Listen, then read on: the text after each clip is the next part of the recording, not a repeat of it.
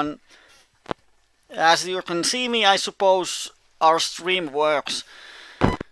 Stream works through Twitch, as Justin TV got closed. Our webcam is not on, so yeah, there it is. Woo!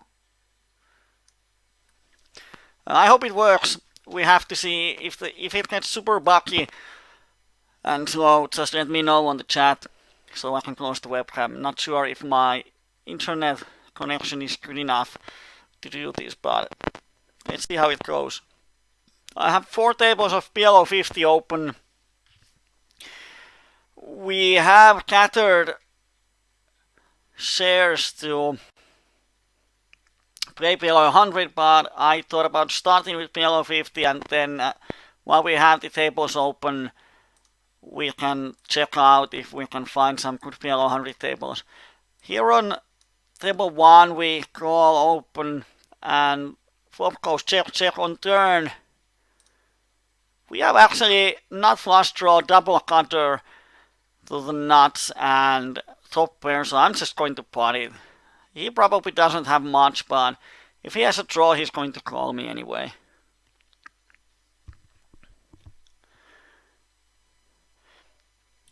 Of course, I don't have any history with him. If he's a regular, I wouldn't dunk, or it's not even a dunk because flop goes check. I wouldn't even bet full pot there, but as I have no information on him yet, I'm going to bet full pot there. Because he probably doesn't have an ace, so the best hand he can have is a draw. And if he has a draw, then I'm doing pretty well against him. And he's going to call with the draw. My HUD isn't working. Somehow it's getting a lot of duplicates. I don't know why. I have tried to close it like it should be, but it will start working at some point. On table 1, I thought about checking back this flop, because if he raises, I have to fold. But then I thought that if I bet, he might call me, because he's a player with mobile or tablet. But he raises 450. If we want to call with our flush draw, we have only 7 outs, which means that we have to win something like $27. So we need to get a lot of value from him. So even if we pot the turn, it's going to be close. So I'm just going to fold.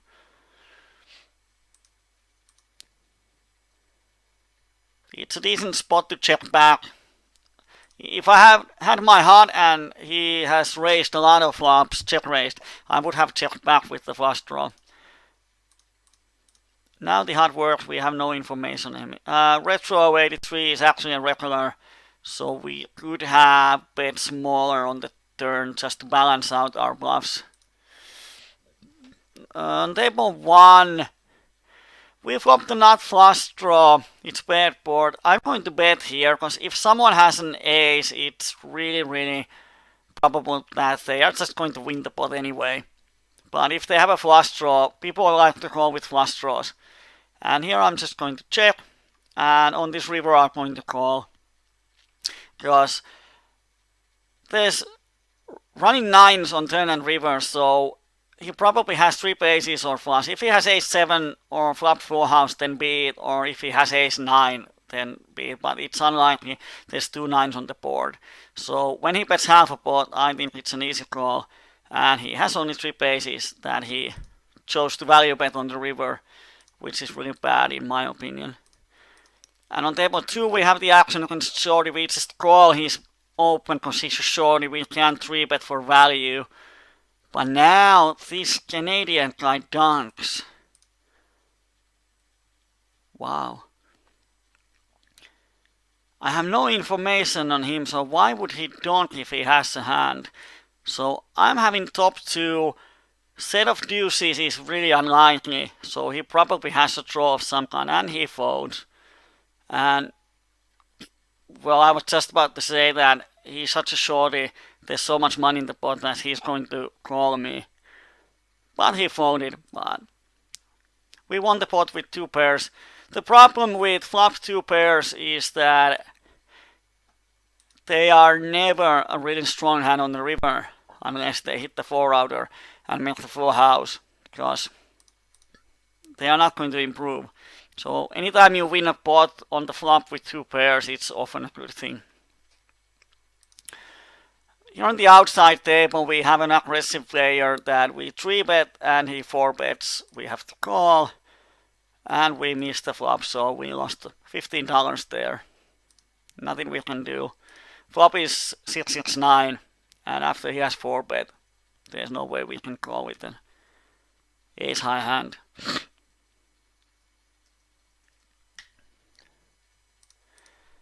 PPSoft says in the chat that he has huge leaks that he is aware of.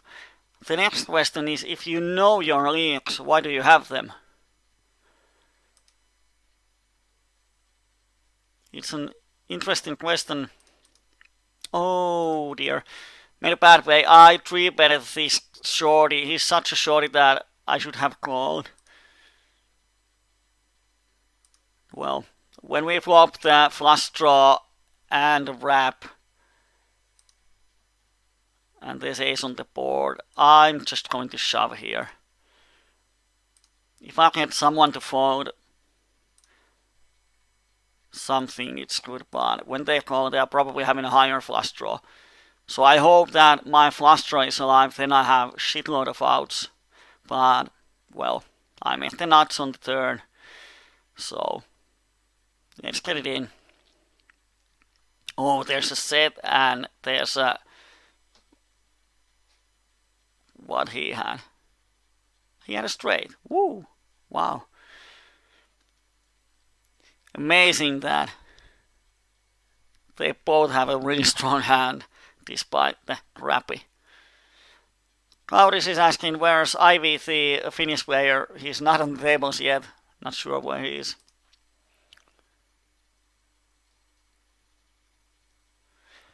Today I is trying to remember if I have done any lower stakes. I have done PLO25. And the best way to see PLO5 or PLO10 in the coachings is to have a public private coaching. I think I can't remember what the discount is, but it's pretty cheap for 1.5 hour session. You can find more information on the forums, and if Deja is here, he probably gives us a link. Table 1, Daniel opens, but he doesn't see bet the flop, so I'm going to stab the turn. Might be that he's low playing, and on the river we make the... we have pair of tens. I think I have to bet the river. Yes, either I'm winning, but if I check, if he has a worse hand than mine, I'm going to open it here. If he can't beat the pair of tens, he's probably going to bet the river. It's the only way he can win the pot. So I don't want to check call with this hand on this board. So if I check, if he has a better hand, he probably checks behind, he wins the pot. If he has worse hand, he bets, he wins the pot. So there's no way I'm going to win the pot if I check. So I think that it's better to bet myself. He might fold pocket jacks, queens, even 10-8 type of hands. He's afraid of flush, but it's the only way I can win the pot. On table 1, I wasn't there. Donks again. And he pots the turn when pretty much it hits my calling range a lot. So I really think he has 10-jack type of hand or king-jack in his hand. He thought so long that I'm just going to fold here.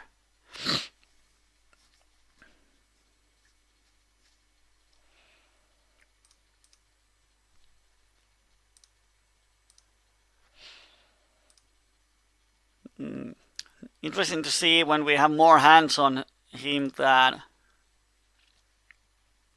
if he keeps playing that aggressive.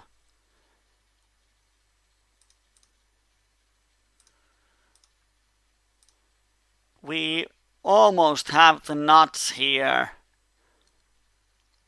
We have fair and open ender. When he calls the flop, he either has a draw or some weak made hand. So I'm probably checking here. If he has a 4-6, 4-5, he's going to win one bet because I think I have to call the river. Unless I hit the nuts.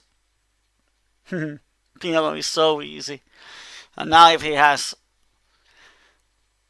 4-5, he's not liking himself, but I'm just going to raise big. Let's see what he does. And he folds. Might be two pairs, ace king, whatever, I don't know, but I don't want to be raised on the turn. So let's say turn is 8 or river is 8 or 9, it would create an interesting situation.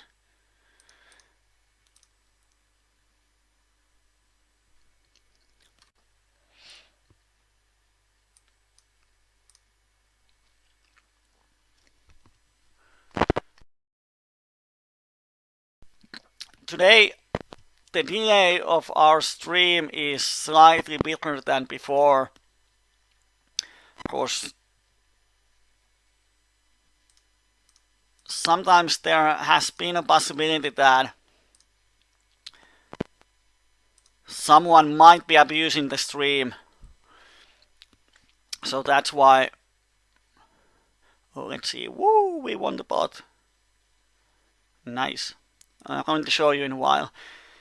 There has been some occasions that it seems that someone might be abusing the stream, so I increased the delay slightly so if someone is watching the stream he can't see my cards until the hand is over. Just to make sure.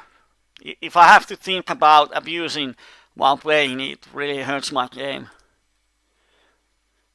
As Dea said, there's a delay, so I saw it now and you will hear it in a minute or two. So I'm sorry for the delay, but feel free to ask. There's a couple of minutes delay, but I think it's better than someone stealing our money. That would be bad. But still you can ask questions and within a couple of minutes I will answer you. I'm going to fold this ace king because when you have ace king of the same suit in your hand, it kind of hurts. So here's the hand where we won. We have king, queen, queen suited and Swedish shorty opens. If button calls, I would just call. But now I think the hand is strong enough to 3-bet.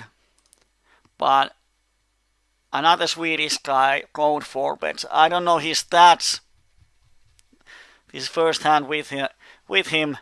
Of course, now after 3 hands, his stats are 100, 100, 100. So if I knew that, I would have shot pre-flop. But now, when I don't have any reads on him and he makes a cold 4-bet, I'm assuming he has aces. And he goes so. I'm assuming he has aces. There's no point of subbing pre-flop. If the flop is ace 5-5, I can happily just fold. But we flop the flush draw, so get it in. And he has ace queen 9-10, and I just don't understand. I don't know if I should give a green or yellow, but he's 100, 100, 100, so I'm giving him a yellow. He's an aggressive. I can't understand why he calls $30 here. Because he has only backdoor draws.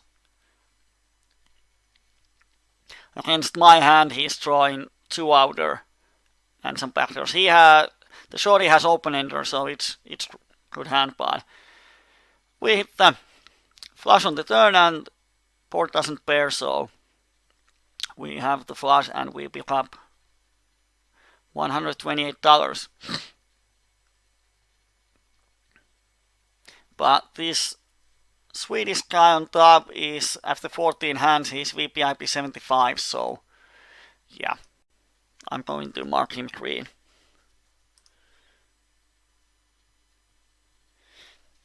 So I have no idea how many viewers we have because we have changed to Twitch TV, but the settings are same as with Justin. So due to that reason, I can't see the number of viewers. So if the stream goes offline at some point, I don't know about it. So if you could give some feedback on the quality of the stream, if it's good or bad or whatever, just say it in the chat so we can make it even better. If you want to comment about the hands, as we have a few minute delay, say what table it is. On top it's 1 and 2 and bottom it's 3 and 4. Say what table and say what was my hand. Because if you say table 2 when you had that hand, I'm going to open the replayer and find the hand and we can review it and talk about it.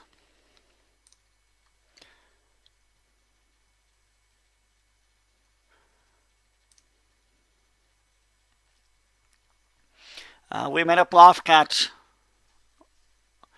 on the other table and this time we were right. On here he calls the flop, calls the turn, and river I check. When I check, I give him the opportunity to bluff, and he turns his cut shot, flop cut shot, into a bluff on the river.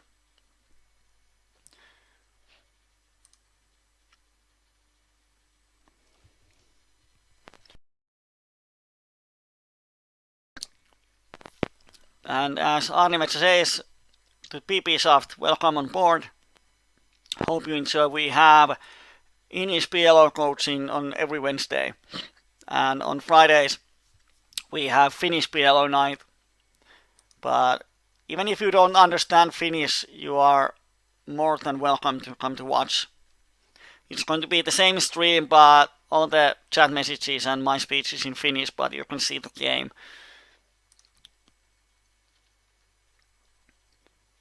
And as Animex said, there's tons of videos on YouTube. I don't even know how many hundreds of hours there's free material for PLO. Here on table 2, we are 200 BPs deep with this guy. I'm just going to call.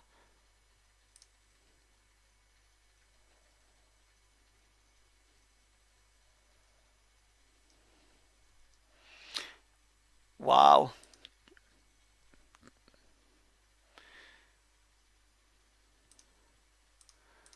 We can make it 20. Oh dear. This is really nasty spot actually.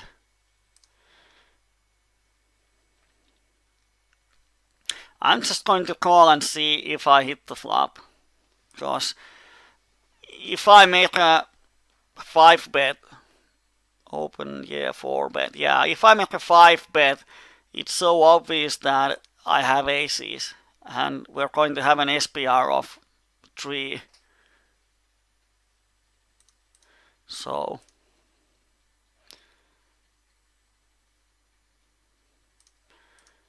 I don't want to stack off. And our aces are not even the premium ones, so let's see what he has. And he has ace 10 10 3. Wow.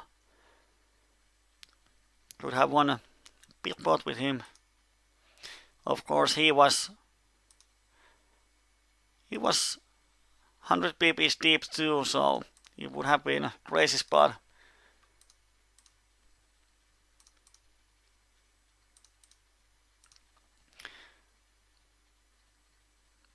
Funny thing that he is more of a calling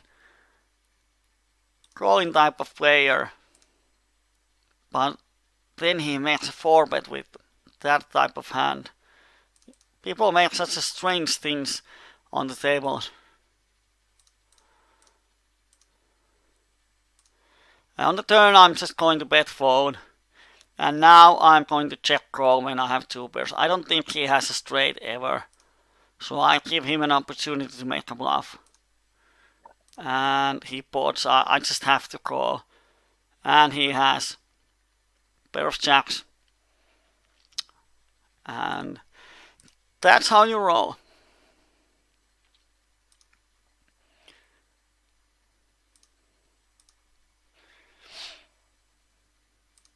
when he just calls the turn, if he has 5-7, I think he would raise because the flush draw came there.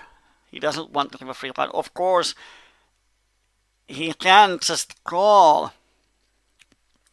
with the straight, because that way he gets a lot of value on the blank rivers, but he's 110. I don't think he's capable of making those type of calls on the turn. I think he's going to raise if he has the straight.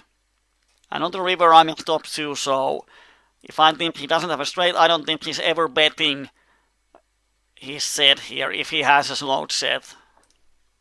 Or he might bet, not sure. But when he pots it, when I check the river, my plan is to check call. So when he bets, I just have to call, even if it's a big pot. But as we see, he's turning his, he's turning his hand into a bluff. So we have a pretty nice stack on table 2.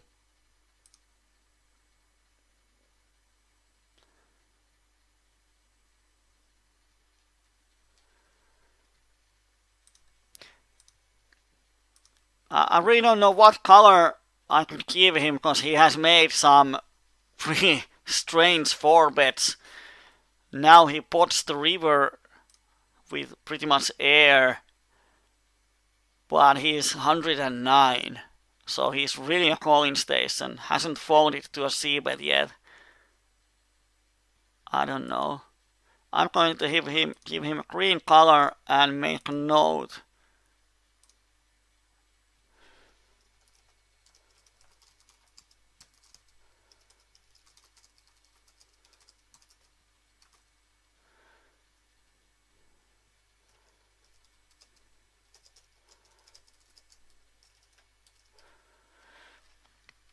So I'm making a note that he pots river as a bluff when given a chance. To me, it tells that I gave him an opportunity to bluff by checking the river. And this is, he 4-bet in a multi-way pot with ace 10-10 something rainbow, which is super bad 4-bet.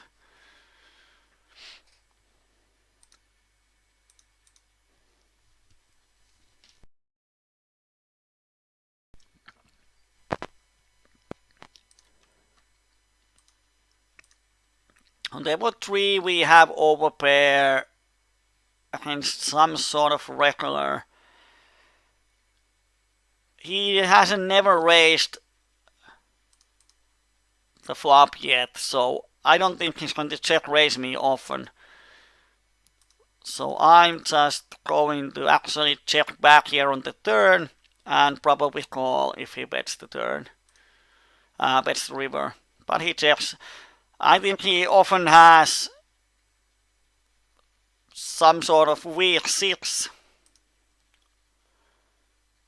Here on table 4 I have a 6 blocker.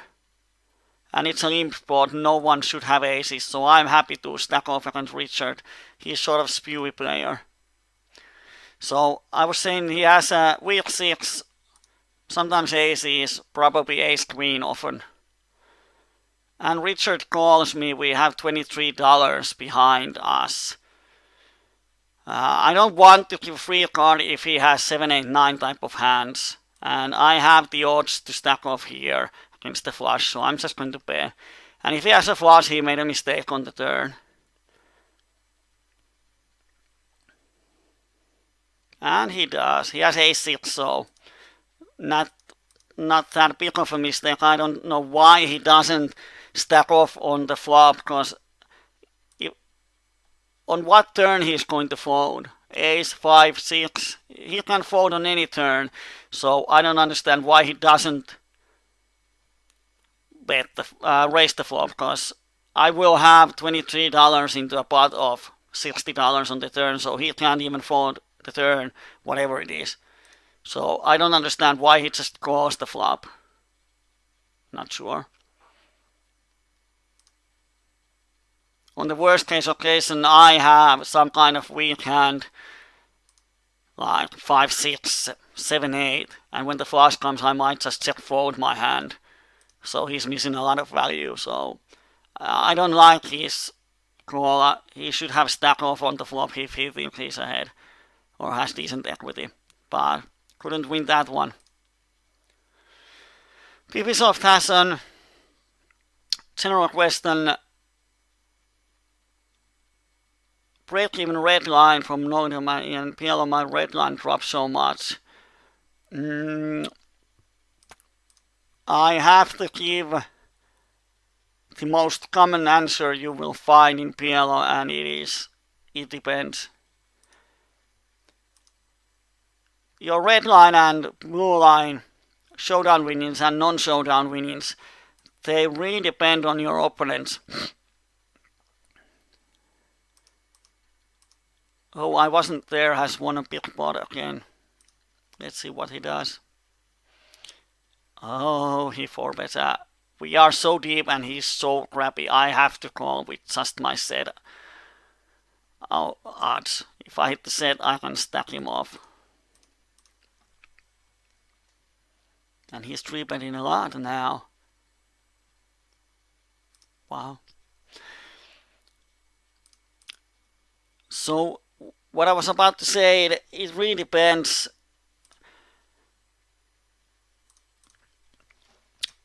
If you're facing a really tight regulars, like if you're playing Zoom at PLO25, the tables are pretty tight. Oh, Mistress is probably raising me on this board. Yeah, and I have to fold. Could have stacked off, but if it was Rainbow, I would have stacked off, but with the flush draw, he has so much equity, and often he might be actually even ahead. I have just 2 overpairs. Some equity, but we are too deep to call. So, if you're facing a tight opponent, you are probably not going to win a lot at showdowns. So, you're making a lot of your money by forcing your opponents off from the pot because they are tied.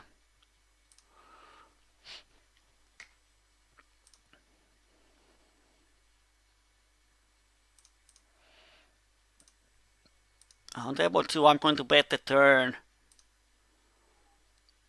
And he calls me. I'm going to check call this river again if he's dumb enough to bet on me.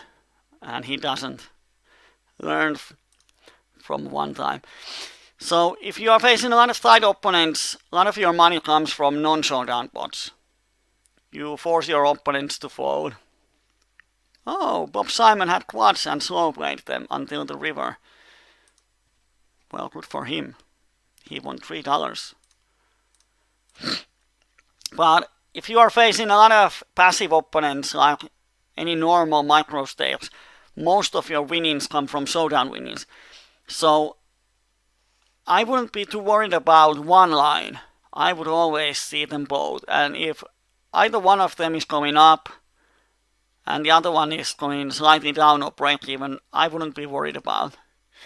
But if other one is break even and the other one goes down, then you should be worried. If your red lines drops a lot, then I think you should definitely check your database if you are folding a lot. That's a common mistake that people just fold a lot, but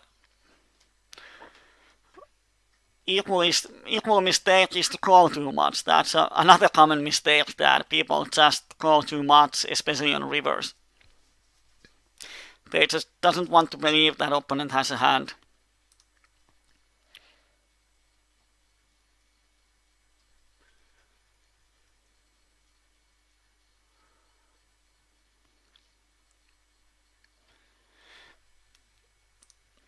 But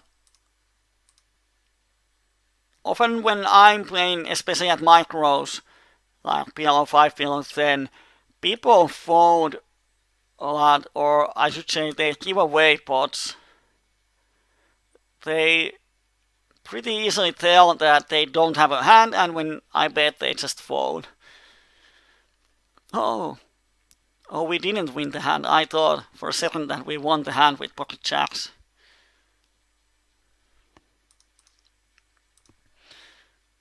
So if you are watching some of my coachings, you will find that every time when an opponent gives an opportunity for me to pick up the pot, I usually try to pick it up, and often we end up winning. But I don't say that Bob Simon is a fish. Here's the hand. Because I can tell you what he thinks. He flops the set and he checks. And I check back on the flop. Because I have an open ender, but I have only 6 outs to the straight. And I don't want to be raised. So I'm checking back with my open ender and pocket jacks. So he probably tried to check raise, but couldn't. On turn, he knows that I don't have a king, because he has 2 of them. I don't have pocket 7s, I don't have pocket 6s. So I can't have a hand that calls the turn if he bets. Maybe some nut flush draw or pocket queens that I don't just believe that he has a king. If he bets the turn, I would call with my pocket jacks here. So if he bets, he gets some value, but most of those hands would bet the flop. So a lot of time I just have a draw. So when he checks, he gives me the opportunity to bluff.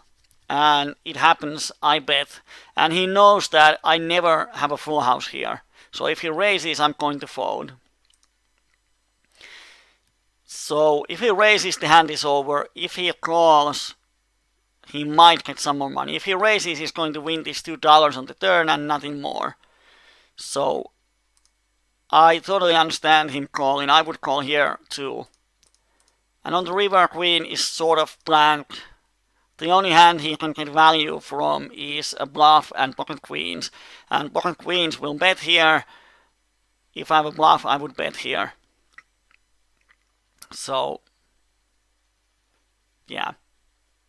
Like, if I had pocket aces, I would bet here. Just the way he's playing the hand, he shouldn't have a king. Of course, when he has 2 kings, it makes sense, but with 1 king, it doesn't make sense. So, this just shows you how it sucks to play out of position.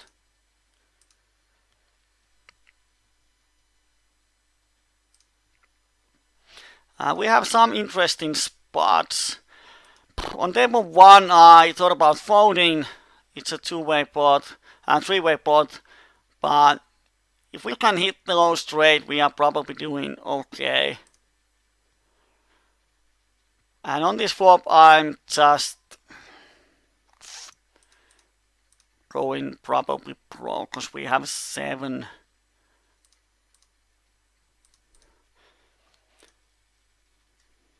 If the 3-better has aces with clubs, he's just going to shove. And we are flipping against him. But they both fold, which is nice. And on table 4, we hit the straight on the river, but Richard doesn't spew off this time. So in here, I think I would probably play in the same way as Bob did. Because his hand looks like a draw or weak hand. So if I bet the turn with the bluff, often if I'm a typical player, I would bet the river because I don't think he has a king, so I would make him fold his weak hands or draws. And on table 3, the Simon keeps calling and the river completes all the straights from the flop. I have ace and king of the clubs in my hand, so he shouldn't have that many flush draws in his range. And there's no way I can make him fold any better hands, so I'm just giving up the river. And yeah, he had a 8-5 and made even the flush in the end. On table 1 and table 2, we are having aces again, but as you can see, when you are sitting almost 400 bps deep, you don't really want to have aces because it's so crappy spot.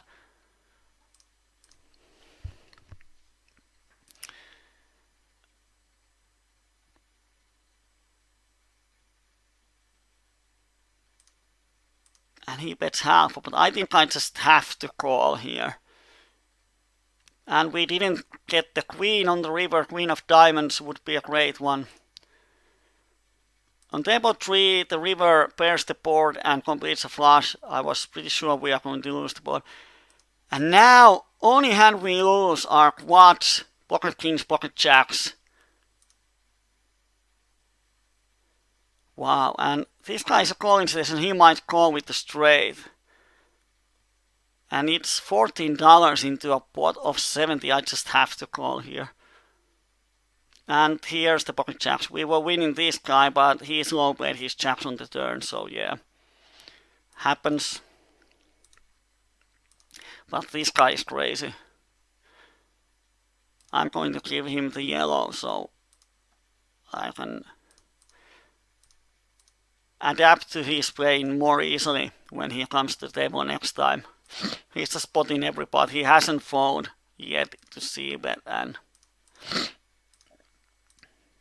on table 3 we have 2 pairs and flush draw, which means that if someone has bear 7-8, we are 52% favorite, which is nice thing to know.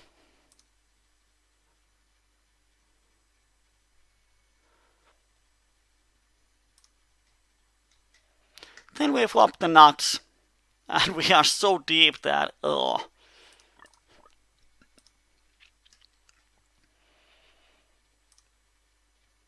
But of course we have to bet. As long as we have the nuts, we are going to bet. And turn is a bad card, but he's such a bad player that we are probably just going to call when he bets half a pot, and I'm going to call the river. He's such a crazy guy. And problem is that when he has the flush, he gets huge value.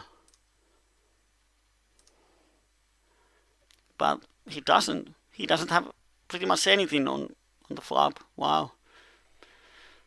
Totally crazy.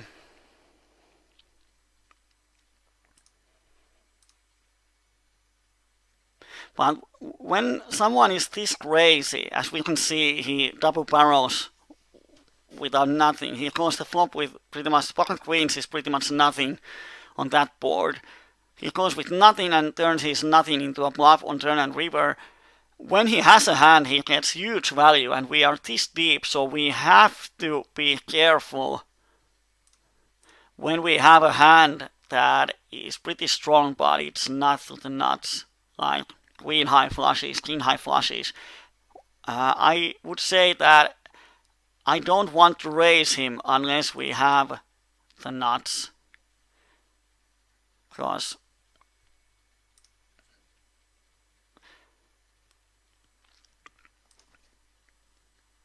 to this type of player, when we are 400 pp's deep, it's just common mistake with regulars is that they think that he never has a hand.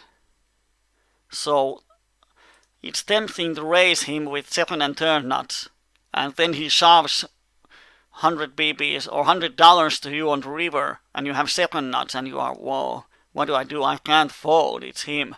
And then you call, he has the nuts, and you lost 400 pp's. So when you are playing this deep, you always have to think ahead of your hand. On the flop, you have to think, if I raise, what kind of situations it creates me on the river? How big the pot will be if I raise at turn, if I check on turn? How big kind of pot I want to play with this hand? If I hit, do I want to play a big pot or not?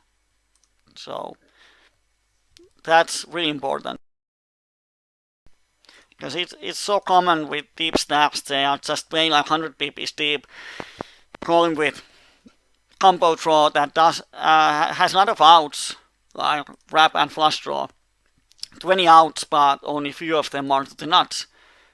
So they raise, he calls, it's big pot, we hit the flush, we check, we value betting on the river, he raises, and suddenly we are playing 600 pp pot with 10 high flush. And at that point, people start to think that, oh, what should I do? But they should have thought it on the flop. they should have thought it on the pre-flop when they wanted to play the hand. If you have a suited 10-7 in your hand, your flushes are always going to be 10 high. So you have to ask yourself how much I'm willing to put to the pot if I hit my hand.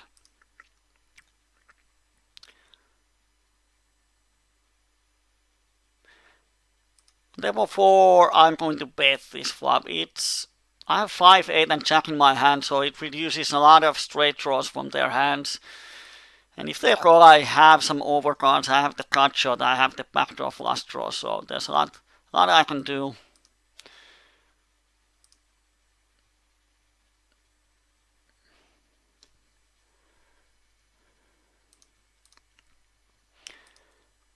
And this guy bets half a pot. This is a spot. If I was in position, I would call. But when I'm out of position, when I call, I'm trapping with the nut flush. I have a small flush, or I have 2 pairs of draw or something. And the problem is that if I hit my hand the straight, I can't revalue bet it at any point. So if I call and hit the hand on turn, I just have to hope for showdown. So I'm just going to fold. And here on table 3, I'm not slow playing my trips because it's a rainbow board. I don't have to be afraid of that many turns.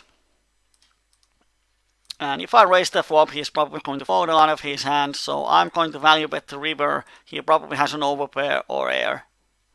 And if he has an overpair, he's going to call me. And if he raises, I'm going to puke. And he calls and he he has trips, but he doesn't bet the turn. Oh my god, and he's shorty. Well, nice for him not raising. I would have gone broke with him.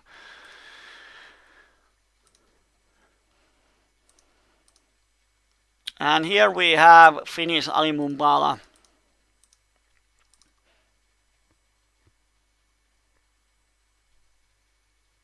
When he calls the flop, I'm just giving him the pressure on the turn. So he knows probably with those stats that I'm going to see bet this flop with my whole range often. So he probably calls with the wide range. But if he adjusts to my wide c-betting range with calling with wide range, the problem is that when I keep the pressure on the turn and river, he can't call the turn. Like if he has overpair or even jack sevens, he just can't call the turn. So he adjusts on the flop, but his adjustment just loses him money. If you think someone is c-betting a lot of these flops with total air, the way to adjust is to raise at some point, or then decide that you make the call down, but it's not that easy to get a 3-barrel bluff. You might get it once or twice, but if you make a call down with jack 7, a lot of your opponents stop from barreling you. But if you raise a lot of flops, you call flops, raise turns, it's really hard for them to adjust because they don't know what you have. They don't know if you are just lucky to have the flush, and you can raise them for a pretty long period until they adjust that somehow.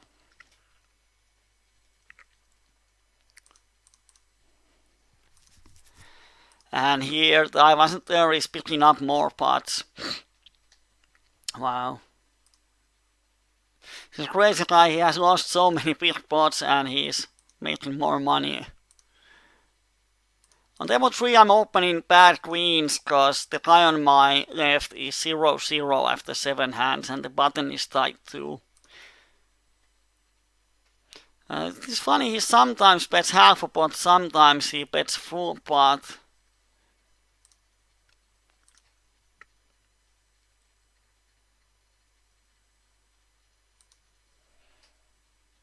Not sure. I hope the hand goes to showdown. Ali Mumbala bets the turn. I have an ace blocker, so I'm going to raise him.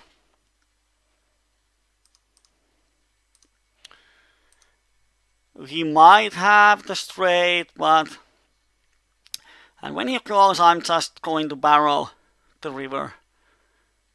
And if he's trapping with queen 9, then beat.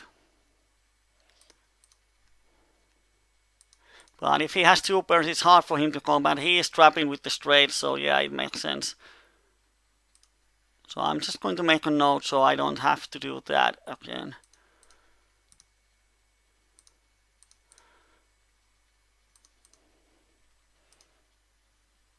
And this guy just going to give up.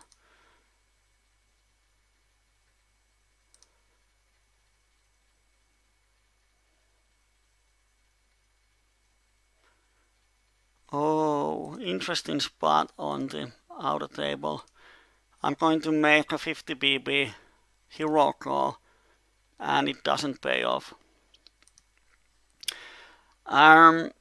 He calls the flop, he calls the turn, and donk bets the river. And his river aggression is 80. He has won only 17% of the showdown hands, although the sample size is sort of small, but pretty much if he has deuce 4, he wouldn't bet the river, so he's representing a backdoor flush. And why would he bet full pot with his backdoor flush? So yeah, it doesn't make sense, but this time he got a hero call from me. Wow. I'm going to pot. I hope he has aces. He can't fold aces, so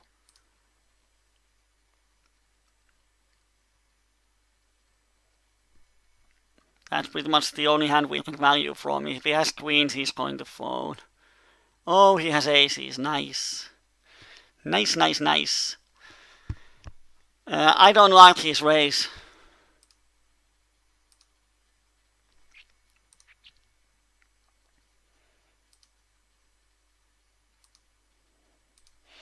Because let's see how the hand is played. Well, he has aces. Well, we're deep. I think his call is fine. He flops the nuts. Doesn't want to donk bet, so the flop goes check check. He hates the turn. I bet the turn. All he can do is call, and the river is king. BBsoft says he check called with the nuts. Now I don't know what you're referring to. If you can say what was my hand, I can find it, because there's no other way I can find the hand. Yeah, he check called with the nuts, and on the river, I'm going to check it, see it in a while. Probably just called. So here, I think his donk bet is fine. Because if I have a straight, I'm going to check back. But if he bets, I might call. But when I make a pot size raised, well, yeah, he can beat ace king. That's the pretty much only have. If I have king queen, I'm going to fold. And yeah, of course he's only going to lose to the quads, but thing is that, oops.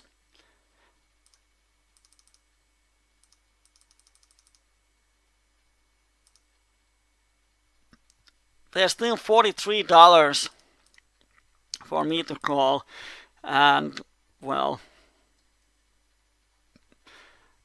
I pretty much think that if you post this hand to a forums, half of the people say that shove and half of people say that just call. It's pretty close because he can beat ace king, but he loses to pocket kings, and ace king there's two combinations, two possible hands for ace king, and only one possible hand for. Oh, nice hand on table 4. Nuts with the redraw to the nuts. And no action, blah. Oh, we have a huge pot. If attorneys have aces, we are flipping. And there's dead money on the pot. I think we get the odds to call. Often. So let's gamble. And one flush draw is alive, and now we just have to hit something we don't. And he shoved kings, which I don't like. Well, we had 31 pre-flop, so it's almost enough. So here I think it's close. Sometimes I have a quad, sometimes I have ace king, so I think, yeah. If we were deeper, like if we had $100 to shove here, I don't think he should shove. Of course, might be that he doesn't know that I'm a regular and thinking player, so he might think if I have queens or eights, I'm going to broke anyway, so yeah. It's one of those situations that there's only one hand that beats you, and the opponent has. Yeah, so the hand here where this Finnish player had only the straight.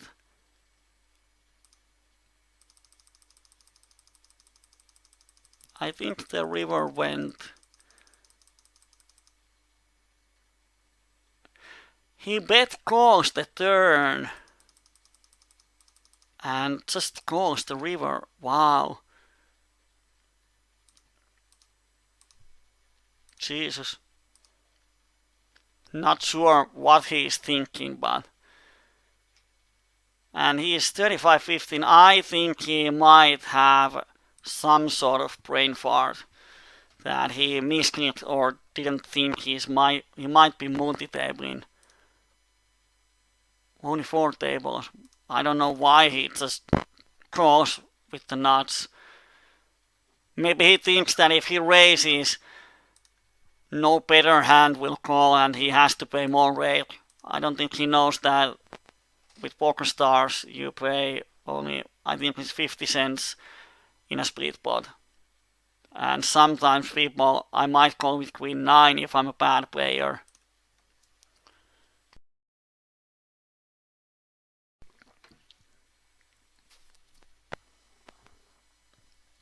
So here on table 2, the giant is the only fishy player. Well, oh, we have Portuguese player with mobile, yeah. PPIP 86.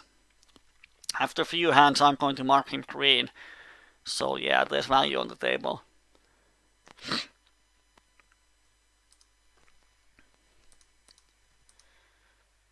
It's always nice when you are almost 200 pp's deep and you haven't quads against full house with aces.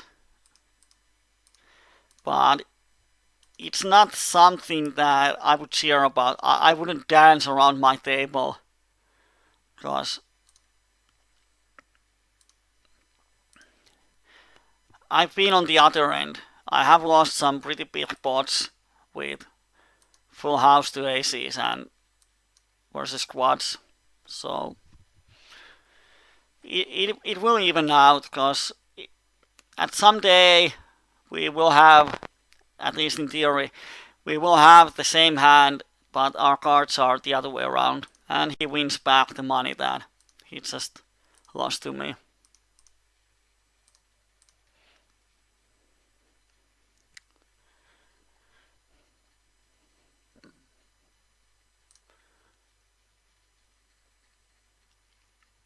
Wow, we found one green player. Poker that raises us. Oh, he gives the free turn, and of course we're going to bet. And oh,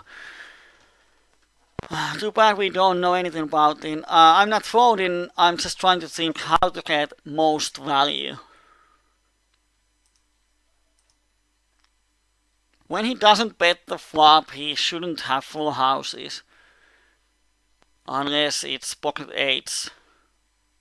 So I'm not that worried about him raising me. But he might have a small flush, he might have a straight. Well, he has the straight and he calls me, so he's a greenie. I think there's the song, he's a jolly good greenie. Oh dear. We have a 6 spot. We are 200 BPs deep with this Kyoto.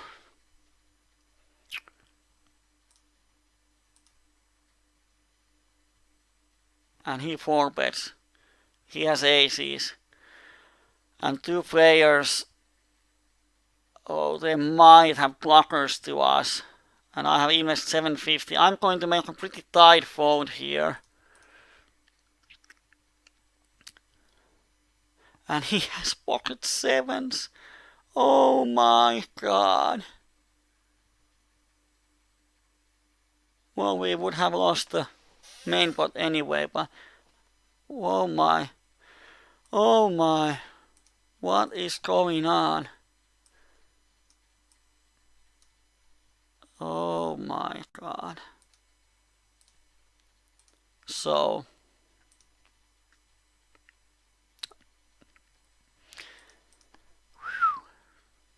what happened in this hand?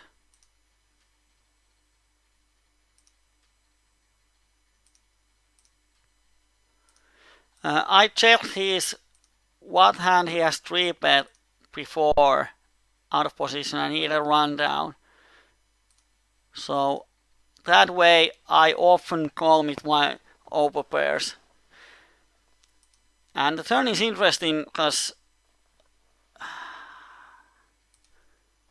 I think he should have bet the turn always and make me fold my flush. But when he checks, it's so strange. I'm going to check here and flop the straight on the river, which makes my life easier, and going to just bet big.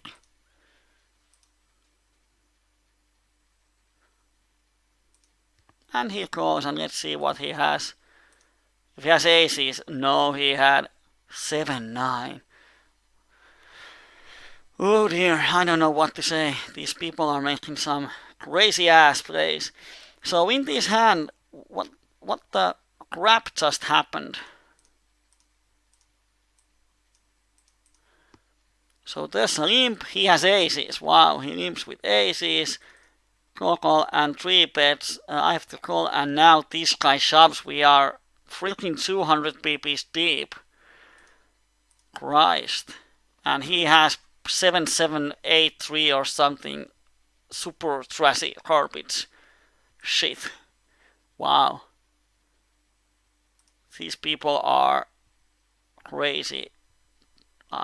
Not going to say a bad word, but Jesus. If they all had 50 bucks, or if he's 100 BPs, I'm going to shove here every day. On table 3, I'm going to shove because I have the top pair and a cut shot and a flush draw. So often if he has a draw, I'm beating him a lot. And he's such a shorty that he shouldn't bet fold here. On table 4, we hit the nuts, raising against Mustafa. And he calls, and of course we shove the turn. And he has pocket aces. Jesus. I don't know why he doesn't shove the flop, because he's not going to fold on any turn, so I don't know what good it's for him to just call on the flop. But yeah. Well, he had 11 outs, or actually 10 outs, because deuces are not the outs. So he has 10 outs, going to hit 1 out of 4 times, and this time it happened. But yeah.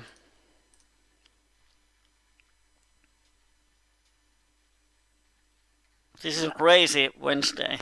Jesus.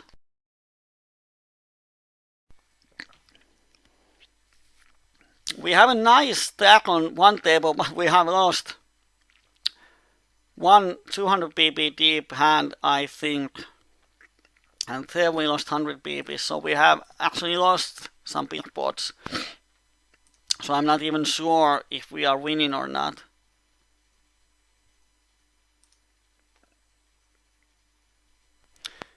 And we were supposed to check if there's any PLO50 action.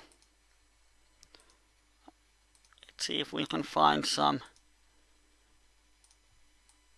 Known fishes on PLO100. There's one table. No, only regulars. Two regulars. One regular. No. There aren't any known fishes on PLO100, so I think that we stick with PLO50 so far. It has been crazy night.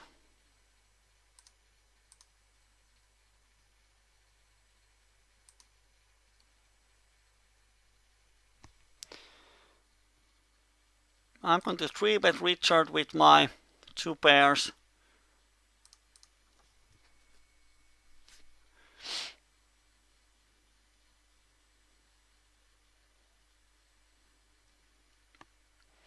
And I'm going to see bet this ace high flop, and he should fold a lot.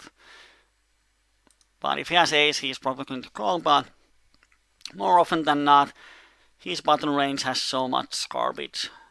Here in skip we are so deep that I have a lot of implied odds.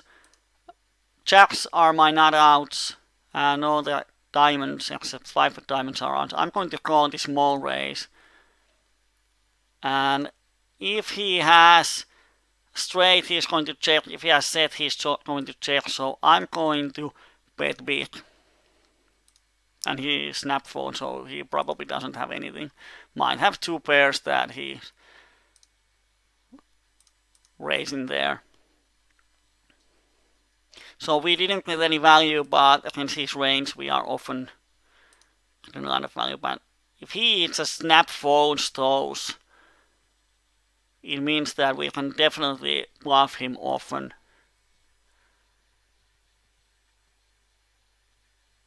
I'm going to open one more table because there is at least one fishy player.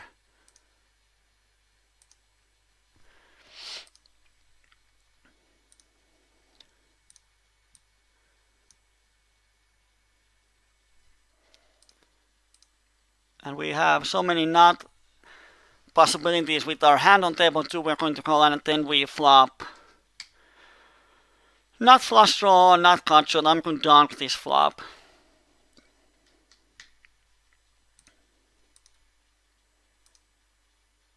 Let's see what happens.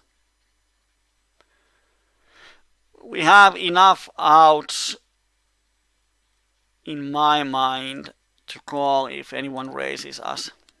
And turns a black, I'm going to continue giving pressure. And he raises me. This is crazy. He probably has a made hand and he wanted to see a free or blank turn. So now we have to see that we have 10 outs to the nuts. We're going to hit it 1 out of 4 times, either less. So to call this, we have to win $100. And after the call, the pot is $70. And he has only 14 behind. So even if we can stack him off when we hit, it's not enough. Because our ace high is never the best hand. So we have to fold here.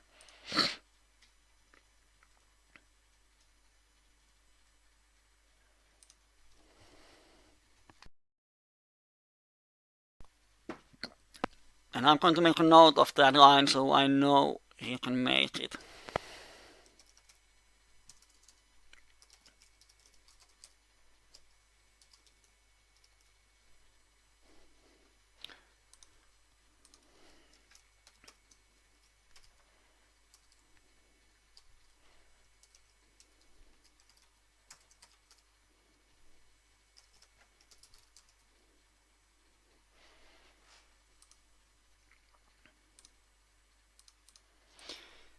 So every time an opponent makes a line that is something unnormal for the average regular of the stakes or average player, I'm going to make a note so I know he can pull that off. That way it's easier for me to sort of profile the opponent. On the outside table we can shove double-suited aces and we get a huge all-in with this, and he has ace jack 9 and oh dear, let's see if we can dodge pretty much all the outs and we pick up 400 BBs. That's how you play poker. On table 4, 14-14.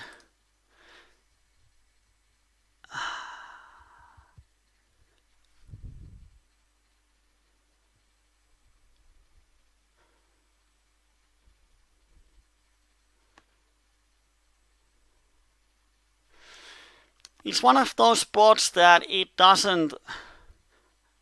It's a backdoor flush. I think I just have to call. Although it's a big pot, but it's such a big bet sizing that it looks like a bluff. So I'm going to make a hero call. And yeah, he had aces. So I think I really thought that when he calls the flop he has something, but he doesn't. He calls the flop with aces, so I'm going to make him an ace lover. Means that he can't fold aces. So it's nice to know.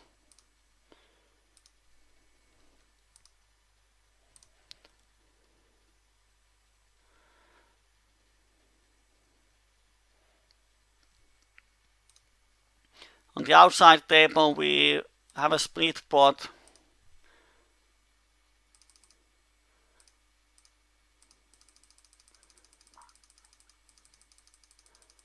Button opens, we 3-bet pretty decent aces and we flop the top pair, we c-bet and turn is sort of blank.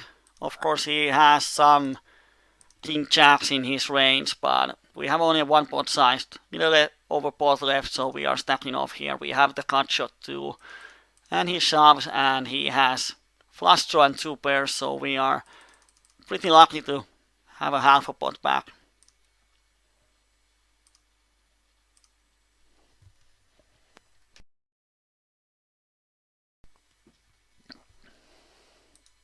And here it is, oh, he's such a passive guy and he makes a small donk on the turn. It really looks like he has the straight and he bets small because he doesn't know what to do, but the thing is he has only $19 behind, so if I raise he might not want to fold his straight, so I'm just going to fold here.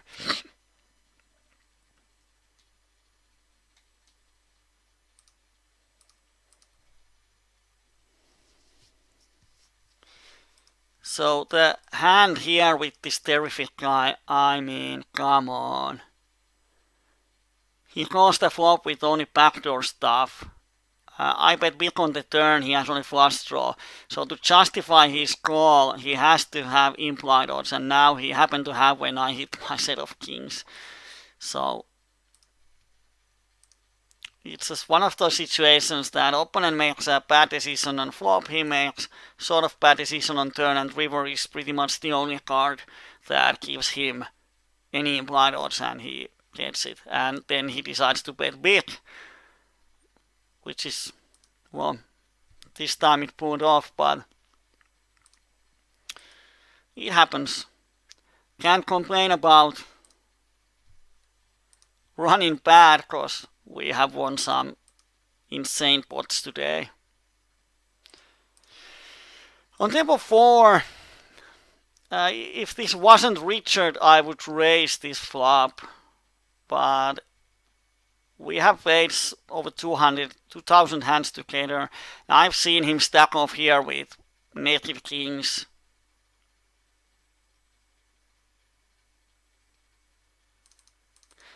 But still,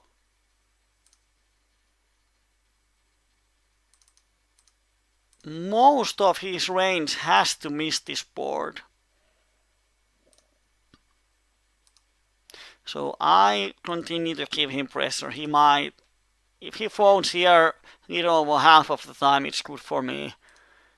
And now if he has overpair, he's never folding, but all of his draws should go down.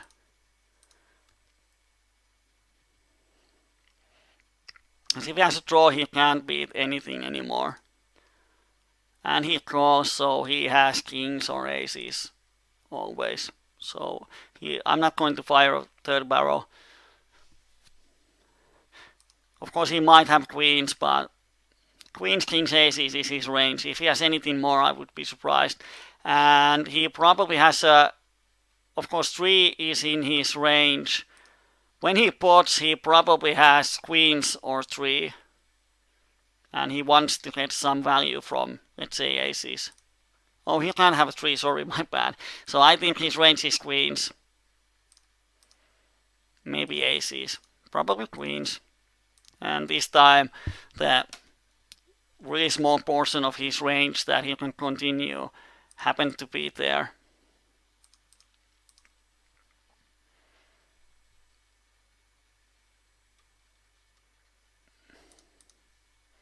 I don't think he's going to call the turn with the bluff. Not sure. He's sort of crazy, he actually might.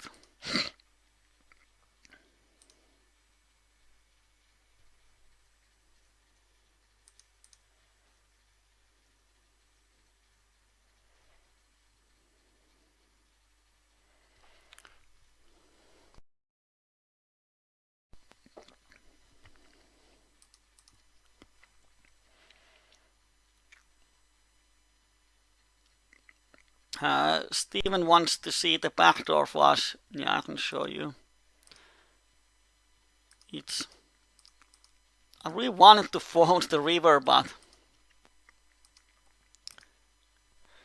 it's he's repping.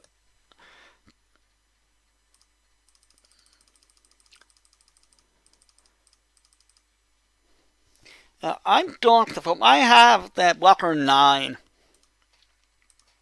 And this is sort of flop that he's going to check behind often. So I'm going to donk here. He has to fold a lot. And if he calls, I'm pretty sure he doesn't have 7-9. So on a lot of turns, I can continue giving pressure. And he calls. 4 is a great card for me. I can give him more pressure. But now when I have a read on him, I wouldn't barrel him. And river is a battle of us. The thing is that he bets so big. And the reason why I call it is, yeah, it's a big bet sizing, but when he calls the flop, I think he has some piece of the board.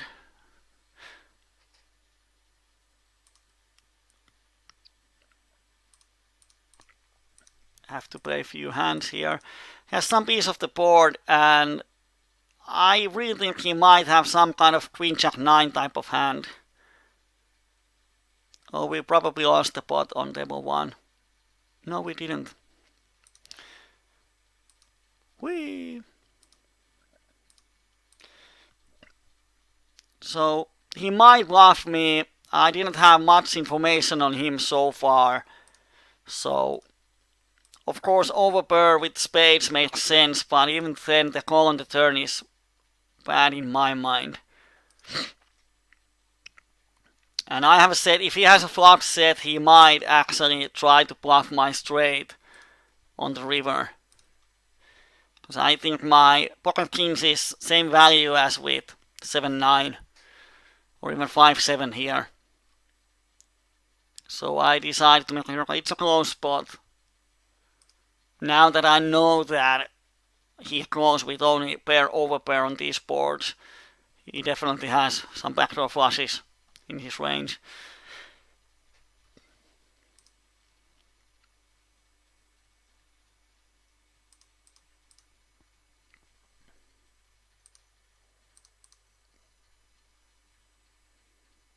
But yeah, that's the horrible way of playing aces.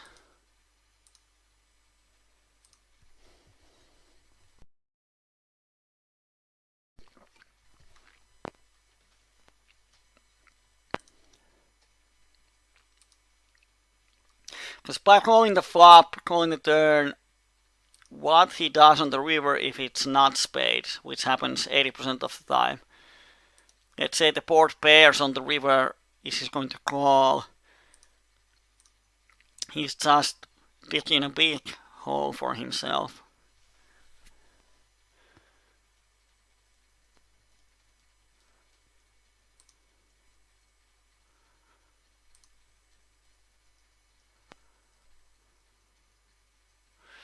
Oh, we have a lot of green players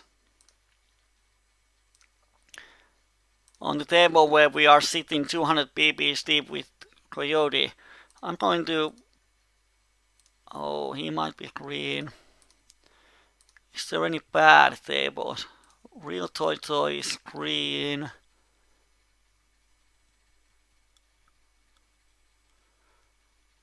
Well, table 4 isn't that great. There's one, this terrific guy, but other than that, it's full of regulars. So I'm going to close this one and bring this table in where we have a huge stack.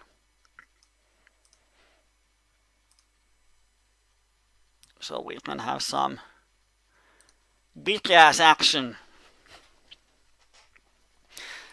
This Coyote is the guy that shoved his ace jack 9, whatever.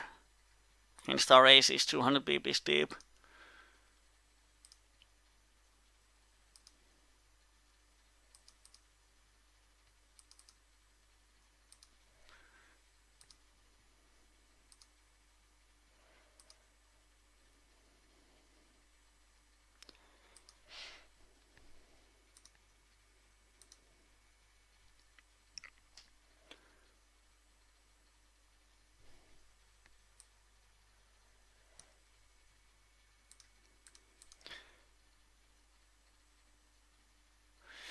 Yeah, it looks like backdoor flush, and I really, it's sort of a situation that I wanted to fold, but then I have to think, what is the best option?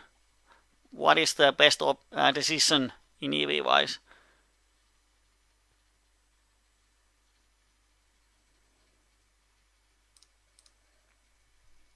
Here I'm stacking off with the Arsonist because we are blocking queens and jacks.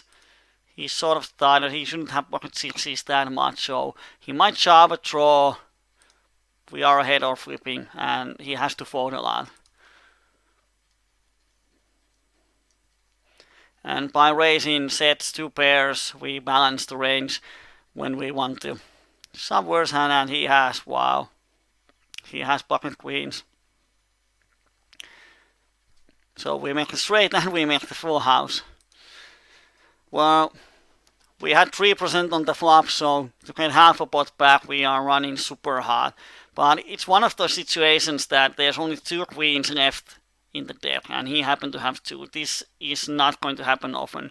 Of course, when it happens, you might think that, oh, I should have known that. Of course, he's raising me, but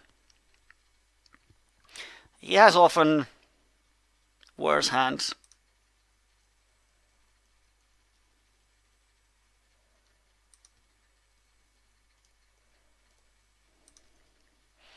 And when this happened, it's just a setup, and we were super lucky to have something back. We were drawing almost dead.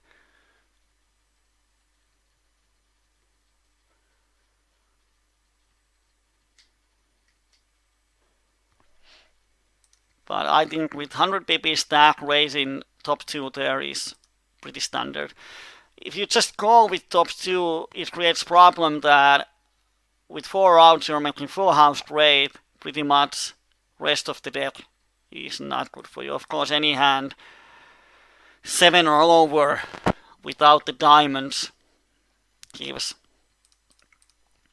It's a blank turn, you still have the top 2, but 8 or higher or any diamond, you will have a problem spot on the turn because you don't have a strong hand. You might be drawing the 4-outer. Here on table 4 I see bet the flop, and this Coyote guy calls me and he bets the turn. I have to call, I have an open ender and a flush draw. So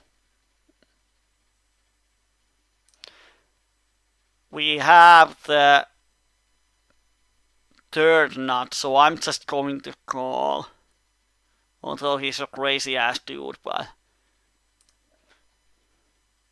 And he has a smaller flush. He might go broke. Might be that I'm playing too scared there. Here, unknown shorty shoves. I'm going to shove my queens pretty thin, but I don't know anything about his range. If he has aces, then he has. But he might have some smaller rundowns. and he has king queen jack to use, so yeah.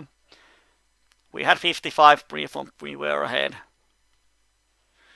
So in here, yeah, we are losing to 6-8, so we have the second nuts. I think we should have raised here. Because when he bets the turn with 6-8, he has to have 6-7-8 often. So maybe I missed a lot of value there, should have raised. He would have called with his ace deuce. So yeah, $45 mistake. Damn.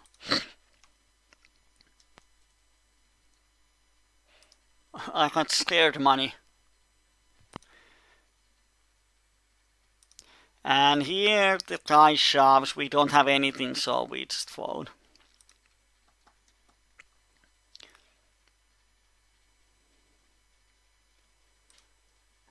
On the outside table we 3-bet aces, but the flop is king queen 9, so it's a 4-way pot. We are just going to check fold instead of c-betting.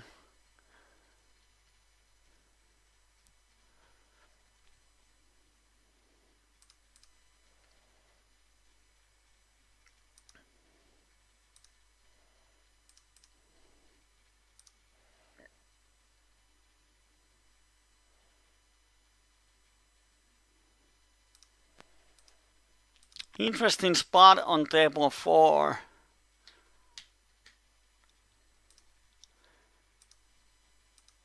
Can I check call the river?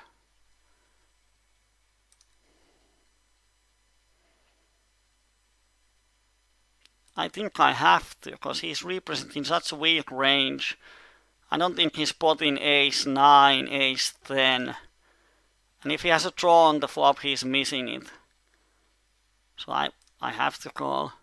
And he has pair of 9s. That's how you roll. Wow. Wow, wow, wow. So he calls the flop and turn with the cut shot and then pots the river. Oh, 6 spot on here. This is the hand where we open pre-flop, get 3 calls, and we check the flop. It goes check, check, turn. Check, we make a small value bet on the turn, because we often have the best hand. 2 players call, and on the river, he checks, I check, he bets, he raises. It's a 6 spot, what they have.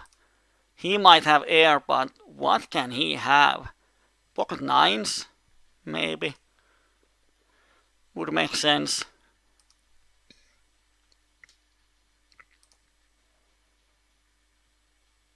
If he has pocket queens, it's a 6 spot for him. He has to fold. Pocket kings, he has to call. King 9, queen 9, he has to fold. The guy is 67-0. Wow.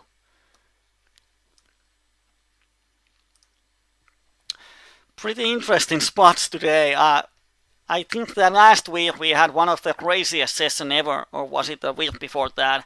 I can't remember. There was this one maniac that wanted to shove every hand, and we have just amazing evening. So sick, but I think this evening has been the sickest of all. There has been so sick players and people shoving 200 BBs with pocket 7s, and wow. And the guy on the table 2 who was real maniac, he 5-bet with what we were 400 BBs or 300 BBs deep if I remember, and he 5-bet ace 10 then rainbow, and Jesus. Some of things that I don't even see that much at any stage, and now at PLO50 normal tables people come on Wednesday. If it was Friday or Saturday night, I would understand, but on Wednesday evening people are playing pretty crazy. Well, of course, if someone has some spare money, like if someone is making 5,000 euros a month, and sometimes he wants to have fun on poker tables, he might go to PLO50. It's a normal working person might go to PLO5 and just gamble 10 buy-ins, deposit $50 and having beer and just having fun. So someone might do it in PLO50. There are some millionaires who do it in high stakes, but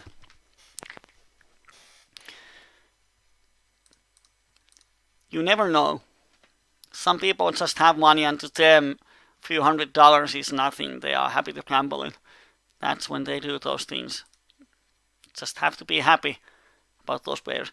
Number one I call ace to 9 with suited ace means that pretty much any draw you're going to get is going to be to the nuts.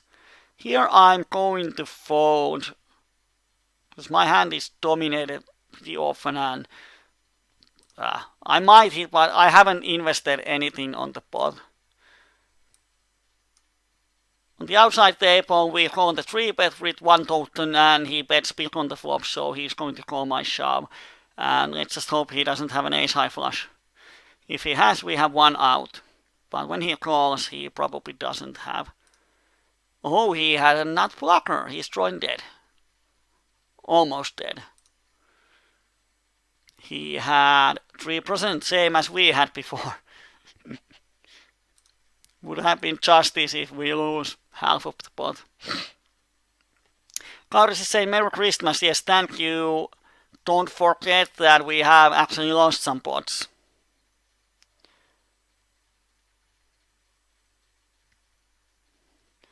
So yes, we have been winning a lot of big pots, but we have also lost some flips, so it's not only downhill, or should I say uphill? Not sure. If I say that all the games were pretty downhill from the start, does it mean that the games were easy because it's easy to go downhill, or does it mean that the graph of winnings went down? I don't know. If someone knows, please tell me. Should I say I went uphill or I went downhill? Oh, the fish left on table 4.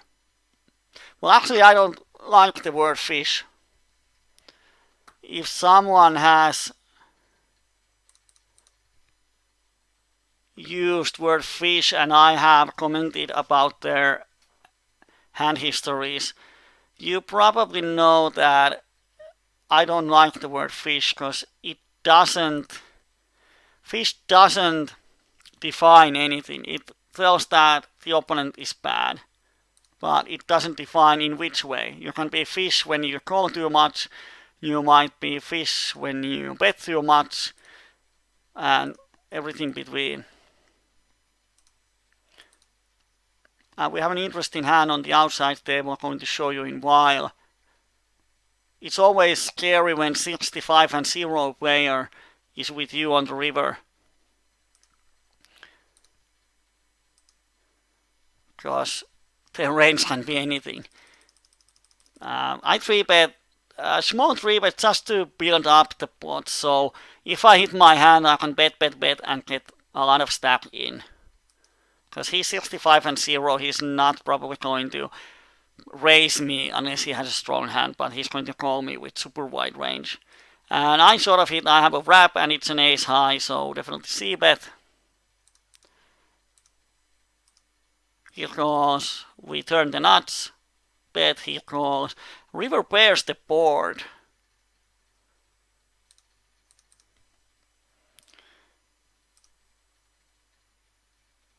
And I think if he has 5-8, ace-8 or set, he might have raised us on the flop. So I'm going to bet river and see if he calls, makes a hero call, but he doesn't. On the very next hand,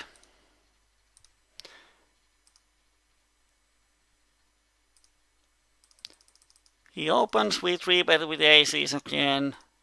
Hope he shoves kings if he wants to.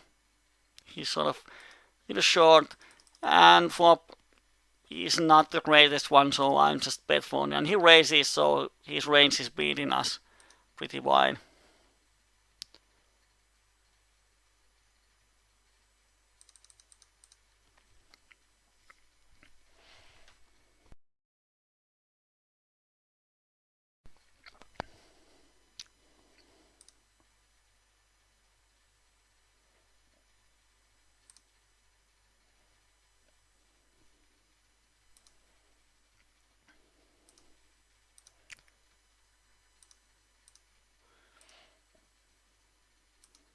Number one, I'm going to raise against the shorty.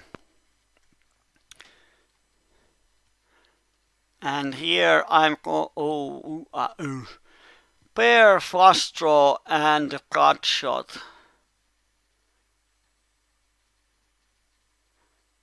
I definitely have folding equity. Like if he has overpair. So I'm going to shove it in. And we probably win the pot on demo 1. Yes, we do. Of course, if he has aces with diamonds, we are screwed.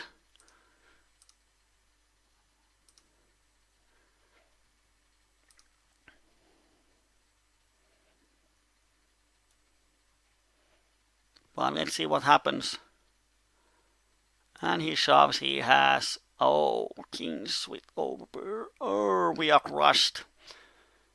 And we hit the flush second time, so if we would have just called the flop, I think we would have lost the stack anyway, because he's a shorty.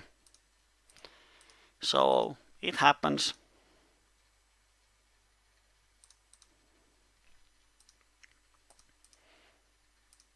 Let's see if we can get it back. No, we can't.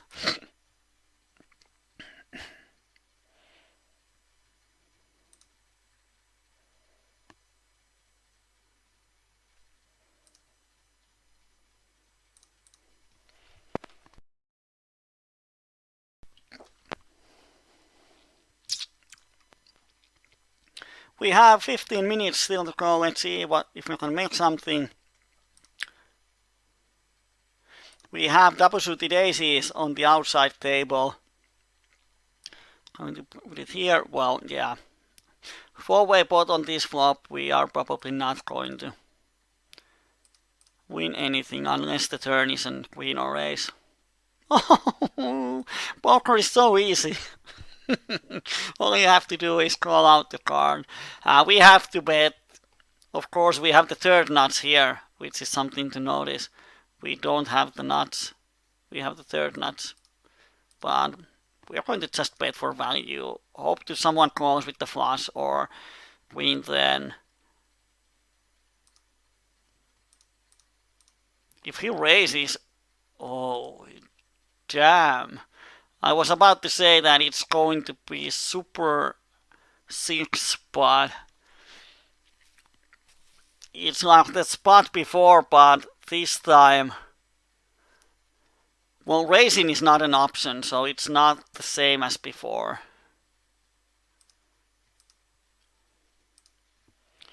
But what can he raise here?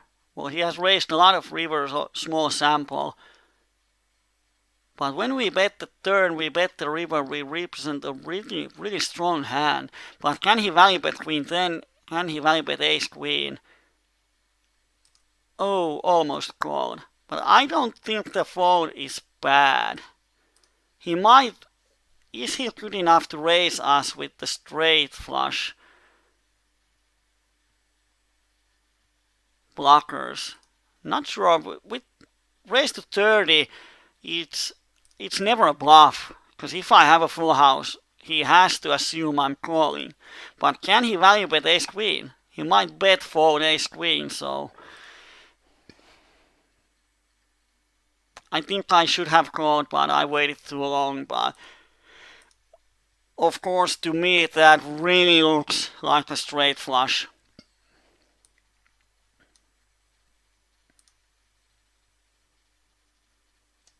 So we might actually make a hero fold. Not sure.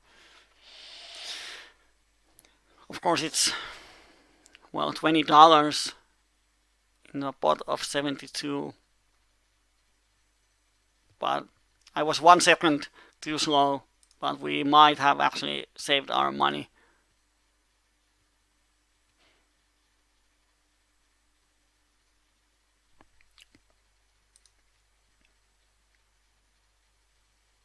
But if he raises the river with the bluff, that would be super...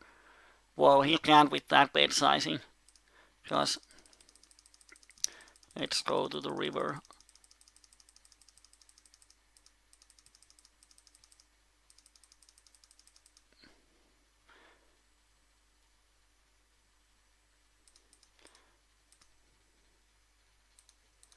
He could raise here to $43, but he raises to 30. It looks he wants me to call. The problem is that if he has ace queen, he wants me to call. Yeah, I think I should have called.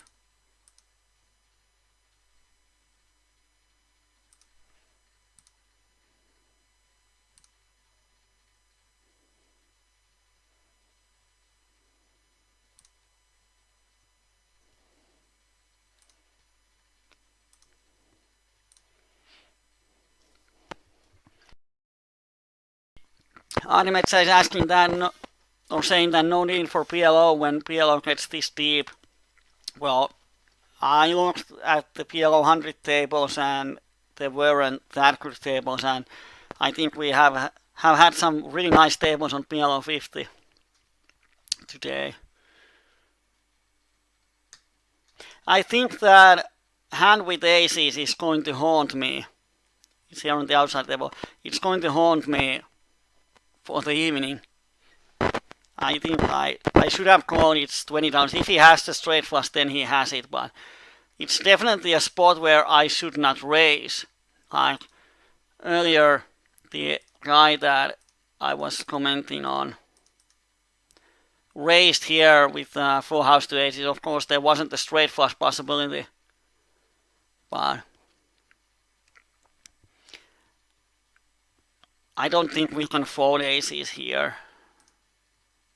It's just a sick situation that we pretty much represent what we have. So the only hand he can do that, there are three possibilities. Ace queen, we beat. King jack of hearts, we don't beat. Or king or jack of hearts blocker. But if he bets with the blocker, he would bet bigger in my mind. Not sure. Because that bet sizing really looks like he wants us to call. But then there are two combinations to ace queen. One combination king jack, of course, one combination to pocket queens, which makes sense. Of course, if I was him, I would bet the flop with pocket queens. But quads and straight flush make sense. No reason for him to raise turn.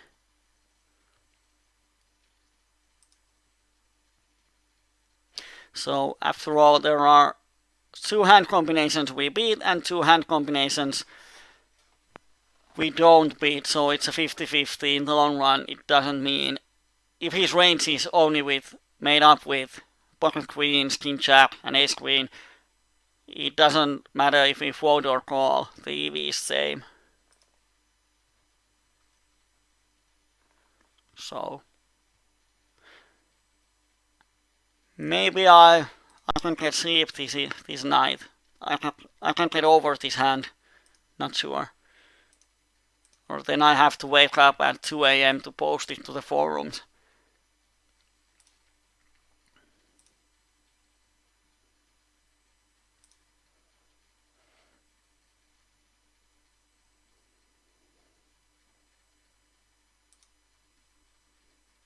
Table 1 has turned bad. I'm going to leave it.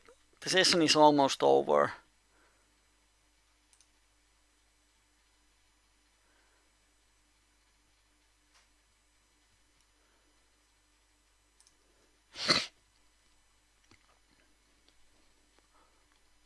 Let's see if we can make up one more interesting hand.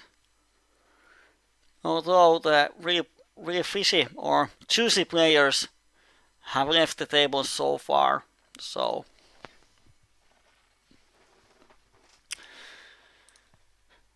we probably don't get any nice hands.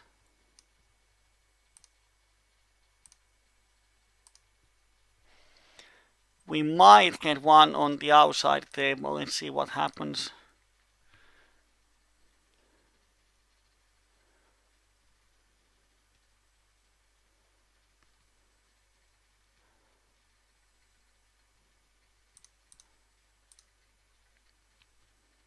No, we make a c-bet and win the pot. No interest in there.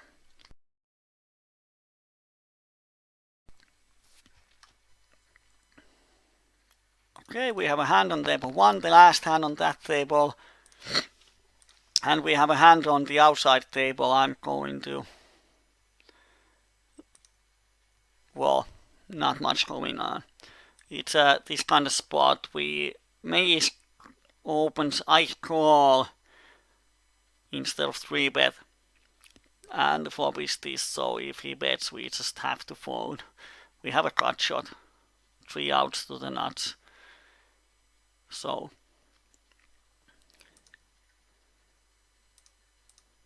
But he checks, we get the free turn, and turn is pretty bad, so now we just have to fold. We might turn our hand into a bluff, which might be interesting.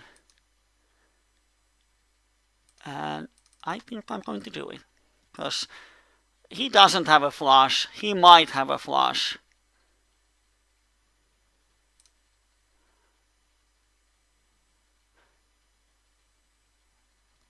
But he might have 2 pairs.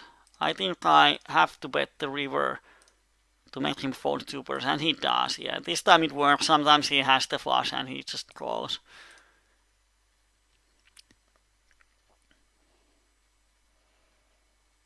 I'm not going to open. If this was suited to the ace, I would open the hand.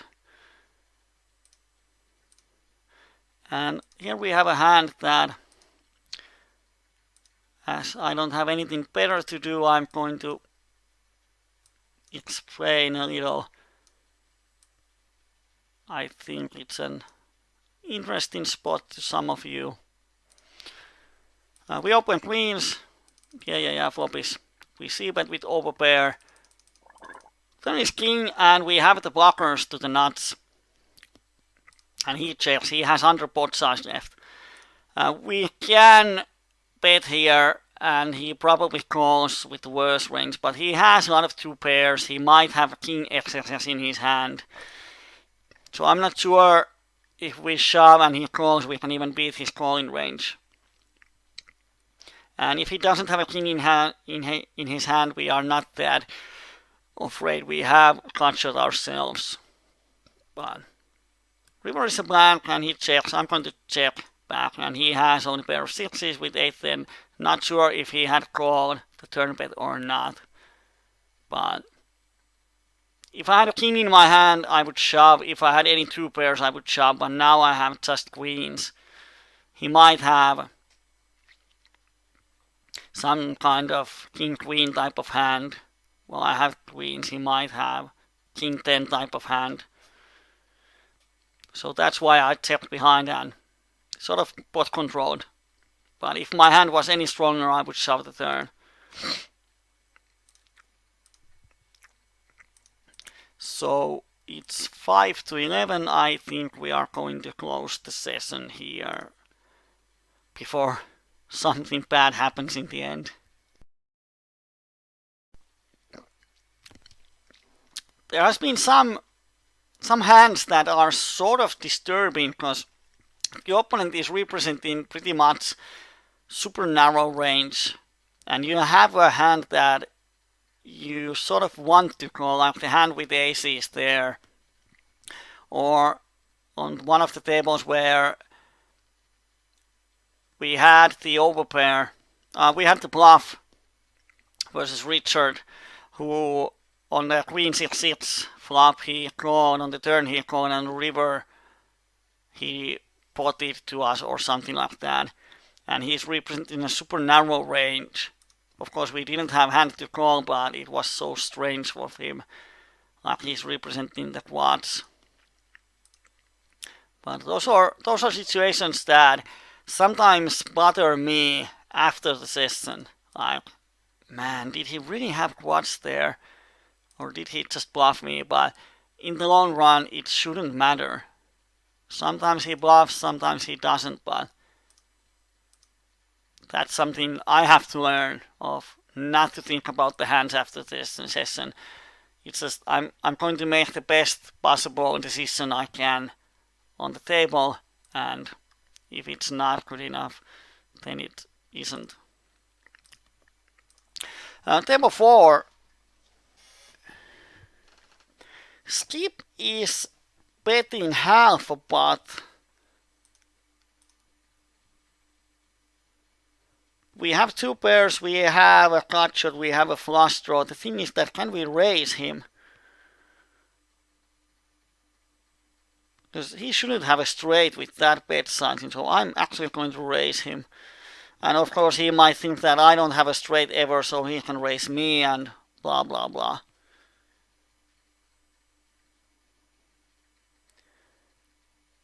But he folds. He might have just flush draw, he might have overpair, might have blockers, might have anything. But when I call, I don't think he's going to bluff the river with air. There aren't really that many blank rivers. So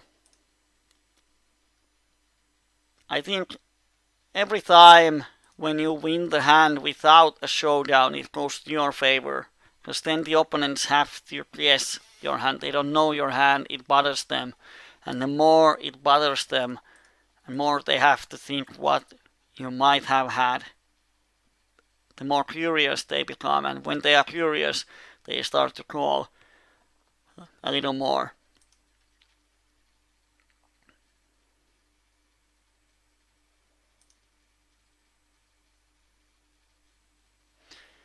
And we open and Santos calls.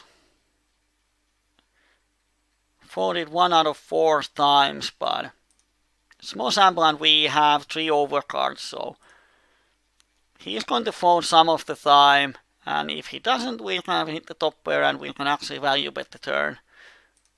He has a lot of draws in his hand, and weak hands, and we have the cut shot. We have out 2 pairs, but oh, when it's diamond it sucks, and if he dunks, he pots the river. He's 42 and 9, so he has the flush pretty much always, so it's a fold.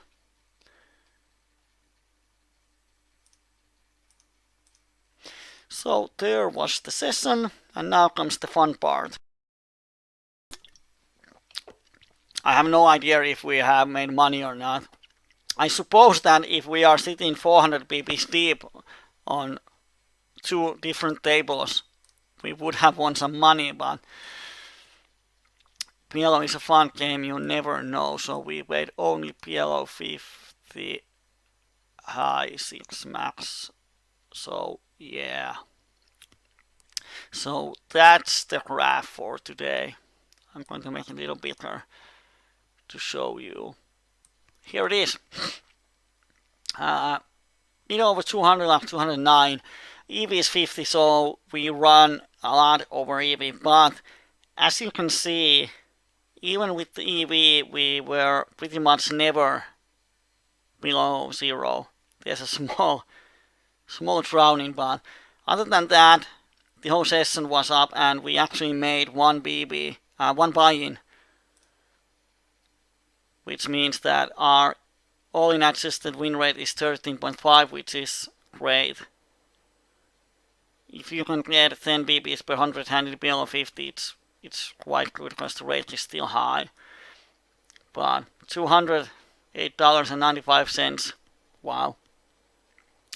I think it's the 3rd session in a row that we run over EV. I said last week, before these few last sessions, we were running $500 below EV on our PLO50 games, so we are now getting some back, which is great. So I don't have a bad coincidence, or what's the word for omatunto? I don't remember.